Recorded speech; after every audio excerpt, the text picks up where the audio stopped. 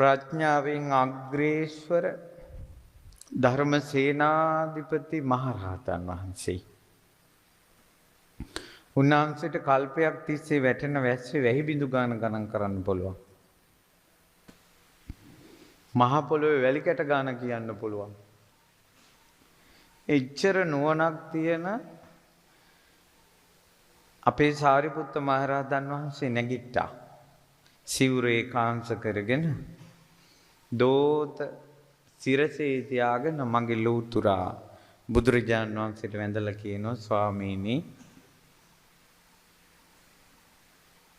නකෝ මයම් බන්ති භගවතෝ කිංචි ගරහාම කායිකං වා වාචසිකං වා කවදාවත් බුදුරජාණන් වහන්සේගේ ගැරහිය යුතු කායික වාචසික දෙයක් අපි දැකලා නැහැ.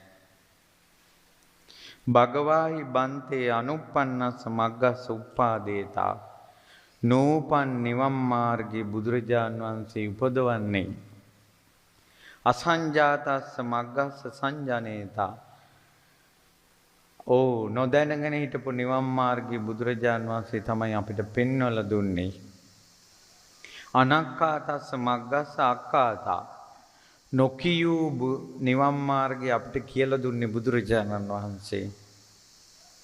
මග්ගඤ්ඤෝ මාර්ගය දන්න කෙනා, මග්ග විදු මාර්ගය අවබෝධ කරපු කෙනා, මග්ග කෝවිදෝ මාර්ගය ගැන දක්ෂ කෙනා. මග්ගානුච බන්තේ ඒතරෙහි ශාවකා විහරಂತಿ පච්චා සමන්නාගතා. මේ හැම කෙනෙක්ම අමා නිවනට පැමුණුනේ බුදුරජාණන් වහන්සේට පස්සේ. බුදුරජාණන් වහන්සේ තමයි අපිට නිවන ගැන කියලා දුන්නේ. දැන් බලන්නකො වැරද්දක් කියන්න කිව්වේ මොනවද? බුදු ගුණ. බුදුරජාණන් වහන්සේගේ ගුණ විතරයි තියෙන්නේ පිටුතුනේ. අගුණ නැහැ. සාරිපුත්ත මහරහතන් වහන්සේ වැඳලා කියනවා ස්වාමීනි භාග්‍යවතුන් වහන්සේ මගේ වැරද්දක් කියන්නකෝ. කයෙන් හෝ වචනයෙන්. මේක තමයි වස් පවාරණය කියන්නේ. දැන් අපි වුණත් වස් පවාරණය කරනකොට ඉන්න හාමුදුරු ටික ඔක්කොම මේක කියනවා. නමුත් අපි වාක්‍ය ටික කියනවා ගුණාගුණයක් කවුරු කියන්නේ නැහැ කරබාගෙන ඉන්නවා. ඒ කාලේ කියනවා ඒවා. ඊට පස්සේ සාරිපුත්ත මහරහතන් වහන්සේ කියනවා මගෙන් වරදක් වෙලා තියෙනවා නම් කියන්න. බුදුරජාණන් වහන්සේ දේශනා කරනවා පණ්ඩිතෝ තුවන් සාරිපුත්ත. සාරිපුත්ත ඔබ පණ්ඩිතයි. පණ්ඩිතයි කියන්නේ මේ ආයතන හය අවබෝධ කරපු කෙනෙක්. පටිච්ච සමුප්පාදය අවබෝධ කරපු කෙනෙක්. චතුරාර්ය සත්‍ය අවබෝධ කරපු කෙනෙක්. ඒ කෙනාට කියනවා මොකද්ද? පණ්ඩිතයි. සාරිපුත්ත මහා පඤ්ඤෝ. ඒ අවබෝධයේ සුළුපටු අවබෝධයක් නෙවෙයි සාරිපුත්තයන් වහන්සේට තියෙන්නේ. විශාල අවබෝධයක්. පුතුපඤ්ඤෝ තුන් සාරිපුත්ත. පෘතු ඒ කියන්නේ පළල් වූ පටිච්ච සම්පාදය ගත්තොත් දවස් 7-8ක් වුණත් එක දිගට කියන්න පුළුවන්. ඒ දැනුම පළල්. ආයතන 6 ගැන බණ කියන්න ගත්තොත් දවස් ගාණක් එක දිගට උනත් කියන්න පුළුවන්. එච්චර දැනුම පළල්. ඒකට කියනවා පුතුපඤ්ඤා. ඊට පස්සේ හාසපඤ්ඤා තුම් සාරිපුත්ත. හාසුපඤ්ඤෝ කියන්නේ ඒ අවබෝධ වෙන්න දේශනා කරන්න ප්‍රීතියම උපදිනවා. මේ හාසුපඤ්ඤාව නිසා තමයි සාරිපුත්ත මහ රහතන් වහන්සේ බණ කියනකොට කියන්න ඇඟේ පාට පව වෙනස් වෙනවා. කියන්න කටහඬ පව හොඳ වෙනවා තව. මොහොනේ සිනහව පැතිරිලා යනවා. ඒ අවබෝධයත් එක්ක ප්‍රීතියම ජනනය වෙනවා. මම ඒක දැක්කා ඔය මේ ප්‍රඥා පහ විස්තර කරලා තියෙන තැන මේ ප්‍රඥා ගැන ඒ අවබෝධ වෙන්න එච්චර ප්‍රීතිය ඇති වෙන්නේ සාරිපුත්තයන් වහන්සේට සංසාරේ පින් කරද්දී සිනහා වෙවි සතුටෙන් පින් කළා කියලා. අද කාලේ මිනිස්සු පින් කරනකොට මෝණු එල්ලගෙන ගොරකල් එලි වගේ තමයි තියෙන්නේ. සිනහා වෙවි පින් කළා කියන. එතකොට අවබෝධ වෙනකොට ප්‍රීතිය උපදවා අවබෝධය. ඒවා කියන්න ගියාම ප්‍රීතිය ඉපදී තරමයි ධර්මයේ දේශනා කරන්නේ. හා සුපඤ්ඤා. ඊට පස්සේ ජවන පඤ්ඤා. ජවන පඤ්ඤා කියන්නේ වේගවත් ප්‍රඥාව. ඒ කියන්නේ දැන් අපි කවුරු හරි අපෙන් එක දිගට ප්‍රශ්න අහනකොට අපි කියනවා පොඩ්ඩක් ඉන්නකෝ එකක් ඉවර වෙනකල්. මාත් මිනිස්සෙක්නේ උච්චර කොටක් අපිට කල්පනා කරන්න බෑ කියනවනේ. ඒ කියන්නේ මේක ගැන හිතලා ඊළඟ දේ හිතන්න අපිට පොඩි වෙලාවක් ඕනවා. සාරිපුත්ත මහරහතන් වහන්සේට වෙලාවක් ඕනේ නැහැ. 10 දෙනෙක් නැත්නම් 100 දෙනෙක් වටේ ඉඳගෙන ආකාර 100ක ප්‍රශ්න අහනවා.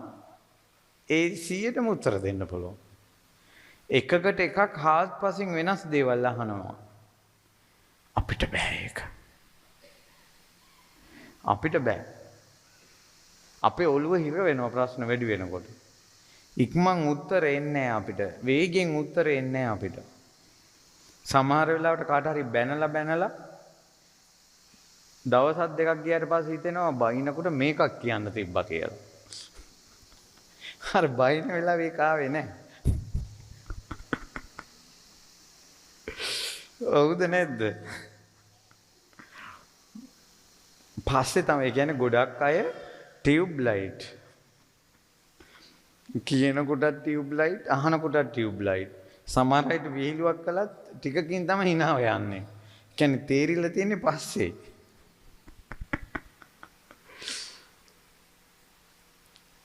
ජවන ප්‍රඥා කියන්නේ වේගවත් නුවණ හට ගන්නවා. තික්ක ප්‍රඥා කියන්නේ ඒ වේගවත්ව උත්තර දෙන එක හිතටම දෙනවා. අපි එක ප්‍රශ්නයක් ගැන මාස ගණන් කල්පනා කළා හරි උත්තරයකට එනවා කියන්නකෝ. සාරිපුත්ත මහරහතන් වහන්සේට එවැනි ප්‍රශ්න දහස් ගණනකට මේ කියද්දෙන් උත්තර දෙන්න පුළුවන්. තියුණු ප්‍රඥා. නිබ්බේධික ප්‍රඥා. නිබ්බේධික ප්‍රඥා කියලා කියන්නේ දැන් අපිට යමක් තේරෙනවනේ. දැන් අපිට තේරෙනවා අපේ යාළුවෙක් කියනකො මෙයා නම් එන කපටි කියලා. එයා තේරෙනවා. නමුත් එයාත් එක්කම ඉන්නවා. සාරිපුත්ත මහරහතන් වහන්සේට මේ අකුසල් කියලා ප්‍රඥාවෙන් අවබෝධ වෙනවත් එක්කම නිබ්බේධික ප්‍රඥාව. ඒ ගැන කලකිරෙනවා ආයේ එකතු වෙන්නේ නැහැ. අකුසල් වශයෙන් දකින්න හැම දෙයකම කලකිරෙනවා ආයේ එකතු වෙන්නේ නැහැ. නිබ්බේධික ප්‍රශ්න. ඉතින් බුදුරජාණන් වහන්සේ දේශනා කරනවා සීයතාපි සාරිපුත්ත රඤ්ඤෝ චක්කවත්තිස්ස ජෙට්ඨ පුත්තෝ සක්විති රජ කෙනෙක්ගේ ජේෂ්ඨ පුත්‍රයෙක් ඉන්නවා. සාරිපුත්ත ඒ සක්විති රජතුමාගේ ලොකුම පුතා තමයි සක්විති රජුරෝ විදිහටම රට පාලනය කරනවා. සාරිපුත්ත ඔබ මට ඒ වගේ කෙනෙක්. ලෞතර සම්මා සම්බුදුරජාණන් වහන්සේ ප්‍රවර්තනය කරන ධර්ම චක්‍රය චතුරාර්ය සත්‍ය ධර්මය ඒ විදිහටම කියන මගේ පුතෙක් ඉන්නවා නම් ඒ තමයි ඔබ කියලා කිව්වා. සාරිපුත්ත මහරහතන් වහන්සේ තමයි බුදුරජාණන් වහන්සේ හැරෙනකොට ඒ විදිහටම චතුරාර්ය සත්‍ය දේශනා කරන කෙනා. ඔය අම්මලා දන්නවද? ඔයා ඔය කටිනේ පූජා කරනකොට ඔය කටිනේ අයිතිය සාරිපුත්ත මහරහතන් වහන්සේට තියෙනවා. ඒ නිසා ඒ කටිනේ ආනිසංස වැඩි. කටිනේ ආනිසංස වැඩි එක සාංගිකයි. සාරිපුත්ත මහරහතන් වහන්සේ තමයි සංඝයා බබලවන්නේ. සක්විති රජතුමාගේ ලොකු පුතා වගේ කියනවා. බුදු කෙනෙක්ගේ ධර්මයේ මේ විදිහටම කියන. අනිත් ශ්‍රාවකයන්ට කියනවා අවුරස පුත්‍ර හදවතේ උපන් දරුවෝ කියලා. සාරිපුත්ත මහරහතන් වහන්සේට කියනවා මුකතෝ ජාතෝ බුදුරජාණන් වහන්සේගේ මුවෙන් ඉපදුන දරුවා කියලා. නෝචේ කිරමේ බහන්තේ භගවා සාරිපුත්ත මහරහතන් වහන්සේ අහගෙන ඉඳලා කියනවා ස්වාමීනි මගේ වරදක් දකින්න නැත්තම් මෙතන